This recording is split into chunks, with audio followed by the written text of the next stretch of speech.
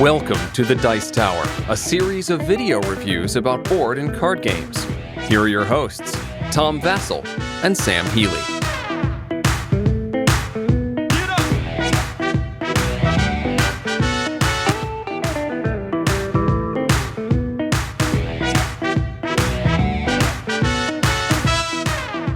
Today we're taking a look at the Palaces of Carrara. Now this is the German edition of it. I got it before the English one was released, but there's pretty much no English in it other than the rules. I had to print out English rules. So if you buy the English version, it's the same thing. It's all iconography. This is a game designed by Wolfgang Kramer and Michael Kiesling, who are probably best known for El Grande. I'm not saying this is El Grande Part 2. This is a much lighter, I don't know if El Grande is a heavy game, but this is a lighter feeling game. And this game was nominated for the Kennerspiel Game of the Year. It lost to Legends of Andor, which probably should have. Legends of Andor is a pretty good game. But is this one good? Let's take a look.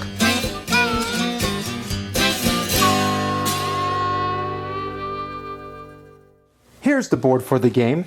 Each player is going to take a shield of their color, which you will use to keep your stuff hidden, and it has a roof that goes on top of it like this. So it looks pretty cool, like a three-dimensional building. And this will go in front of you. And you also have a player board that you're going to have. This player board shows the different cities of Italy here, and then different spots for different buildings. And I'll explain what this all means in a second. In the middle of the board is one of the most important parts here. This is a wheel that spins around the board like this, and it's going to show you the current cost of the different blocks that are on this wheel. Over here are buildings that you can build, and up here are different cities, and around the whole board is a scoring track. Over here are end game conditions. I'm going to show you the basic game for this first, and then we'll talk about the advanced game. Now, in the basic game, on a player's turn, they have a few actions that they can take.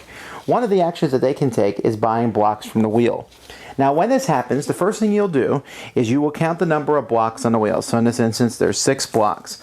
We will bring the total up to 11. So from a bag, I'm going to randomly draw 5 blocks. But before I draw these blocks, I'm going to rotate the wheel clockwise 1 spot.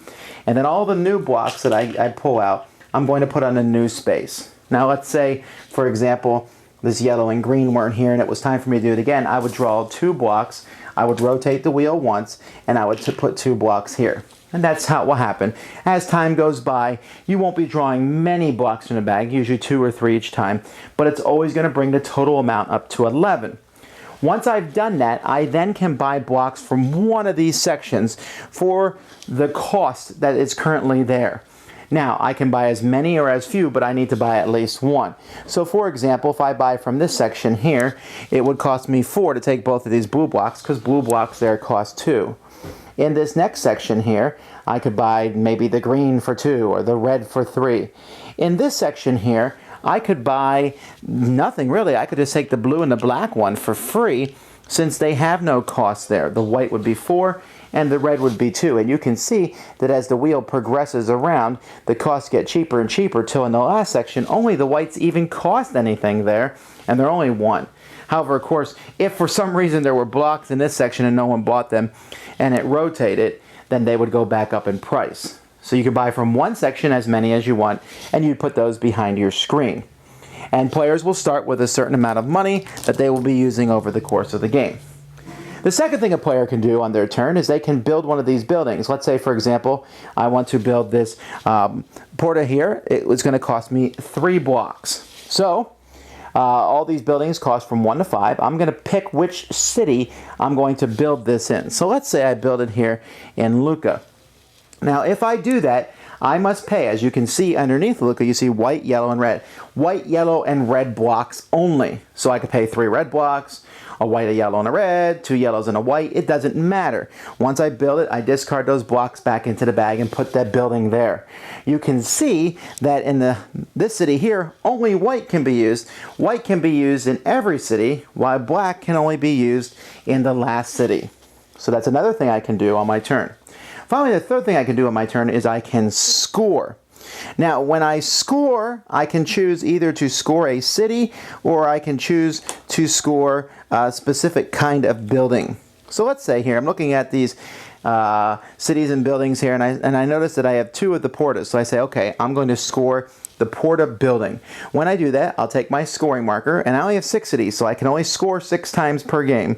And I'll place this on the porta building right here, which shows that I cannot score that building again for the rest of this game. I can score each kind of building once. When I do that, I will look at each one. This one is a size 5. And in this city here is a × 1 victory point. So when I score this, I will get 5 times 1, 5 victory points. Over here in this city, it's 3. 3 times 2 gives me 6 victory points. So if I scored those, I would get 11 victory points. If I happen to have one in a city that has money, I would get money instead. This would give me 5 times 2, 10 coins that I'd be able to use. And if I scored this building here, 2 times 3, 6 victory points. You can see that they go up in value as time goes by. You can also score a specific city. When you score a city, let's say I want to score Lucca here, only one player can score each city. So when I score a city, I'll put it on the board to show that no one else can score that city for the rest of the game. However, I must have at least that many buildings that are underneath the city. So there it shows 2 of those. And so I look down here, oh, I do have 2 in that city, great. So now I score. So this is 4 and 3, 7 times 2, I'd get 14 victory points.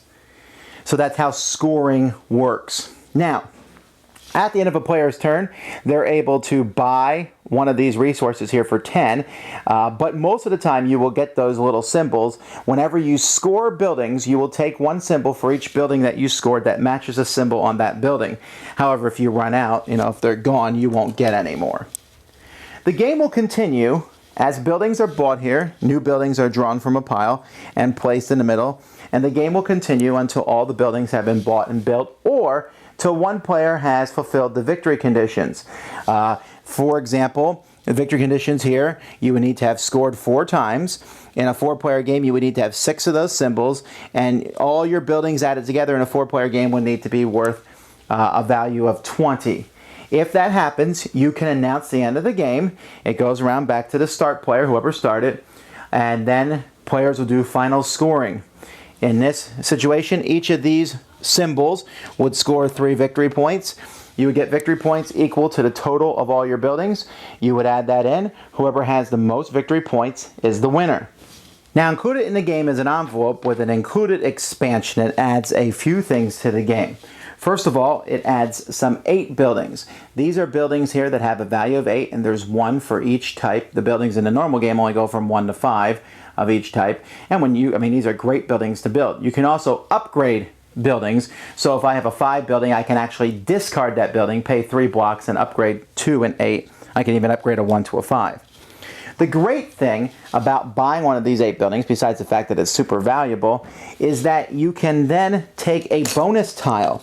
This bonus tile will replace the value of that city. So I might, instead of wanting a ×2, this is now a ×3 victory points and ×1 times money, which can be a pretty big deal. For the blue city, instead of ×1 victory point, I can upgrade it to a ×2. And I can take one of these. This game expansion also adds more scoring values. I can score all my city buildings, the orange ones, or all the green buildings, and take money or points for each of those. Of course, those can also be upgraded. I don't get any of the symbols when I do that, but still, that's an extra place to score as the game progresses. And then finally, the last thing that this expansion adds, these spots over here, the ending conditions can change. So instead of having scoring 4 times being one of the end conditions, perhaps the end condition will be having a certain amount of money. And then at the end of the game, money will score differently. Normally it's 5 points gives 5 points, 5 coins for a point. Here it would be 2 coins for a point.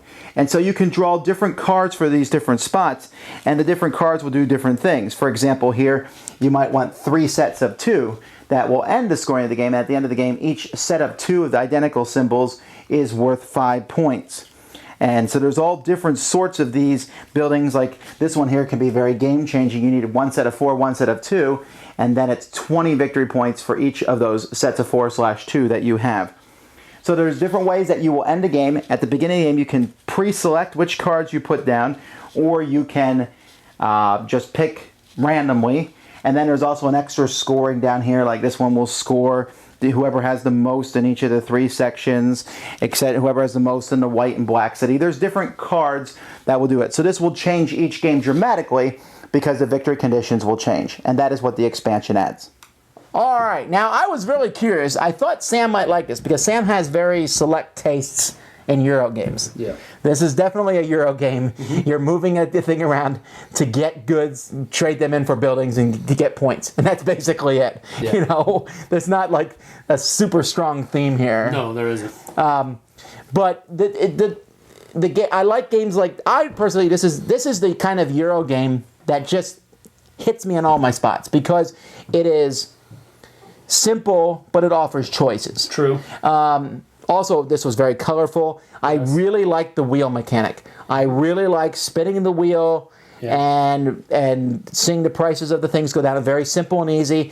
And I really enjoyed trying to decide what building to put things in. That's one of the things that made it feel like I was going to enjoy the game, because another game that I enjoy a lot, Vikings, did the same thing. Okay. Where it had a rondelle and it had stuff on it that you could purchase, and the price fluctuated with wherever the rondelle pointed. So I enjoyed that mechanic in Vikings. This had it very similar, at least. Not exactly the same, but similar. And so that was my first clue that I was going to probably enjoy it. I also like that in this game, turns are very quick. Yeah.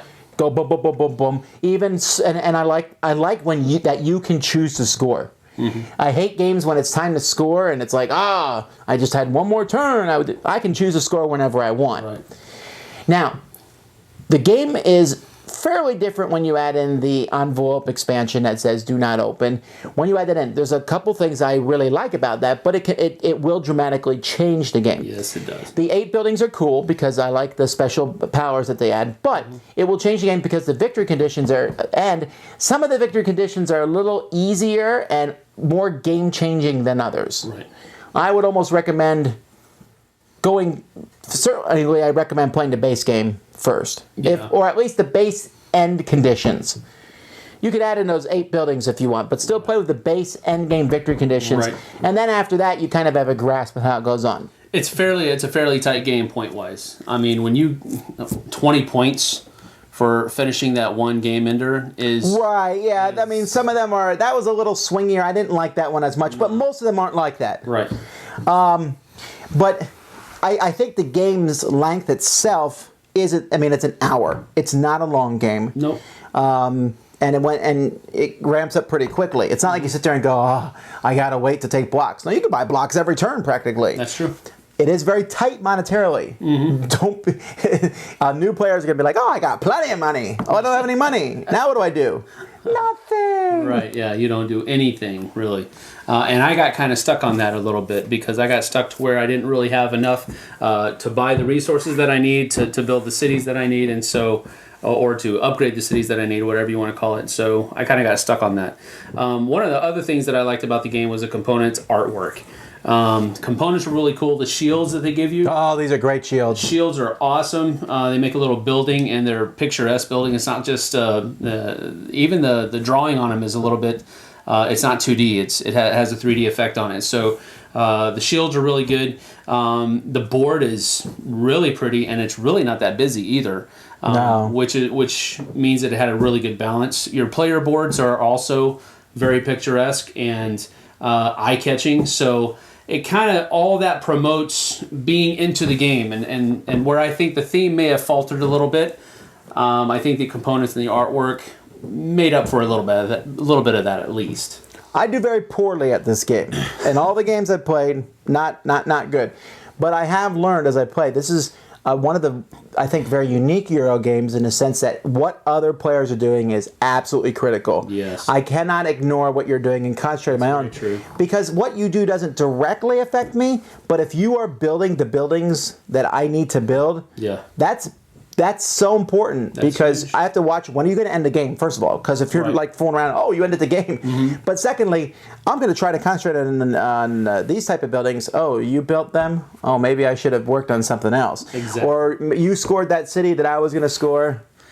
Yeah, and it has one of those feelings to where if you don't keep track of it early on in the game, you get halfway into the game. Well, what I thought wasn't halfway, but what was actually halfway through the game, you're like, oh, wow, you're building the exact two kinds of buildings that I'm going for. I'm stuck. I'm done. I have to start all over again, basically, as far as what kind of buildings I'm trying to build. So, yeah, you really need to keep an eye on your other people, your opponents, definitely. Well, I'm definitely going to hang on to this game. I like it. It fits that niche. I have to decide which one of my mid-weight Euro games I'm going to get rid of. To keep this one, I have a pretty good idea. It's a Feld. But it's a very good game. I'm going to give this one 2 stacks of colored blocks up. By the way, they weren't cubes. So that was they were wooden blocks. Yes. But there was almost nothing about this game I didn't like. I'm not so sure on all the wild swinging goals in the expansion as much, but for the most part, it just plays so smoothly, easy to teach people, and I love the pull from the bag buy mechanic. Works really well, and I never felt like I was messed over in it. True. Sometimes it'd be like, oh, wow, you got a pretty good choice there, but that wheel's always going to knock things down, and there's always something to buy. So, yes from me. I'm going to give this 1.5 paintbrushes up, and that half is for the components and artwork. That's what kind of put it up there. It's a solid game. I'll enjoy it. I'll play it whenever it hits the table, and I'll enjoy it whenever it hits the table. But I probably wouldn't ask for it. So if that gives you kind of an idea, it's a solid game, so it gets that 1 paintbrush up, and I'll give it another half for the great artwork. So, but if you're into this kind of thing, you should run out and get it. It's a solid game. The Palaces of Carrara. Carrara.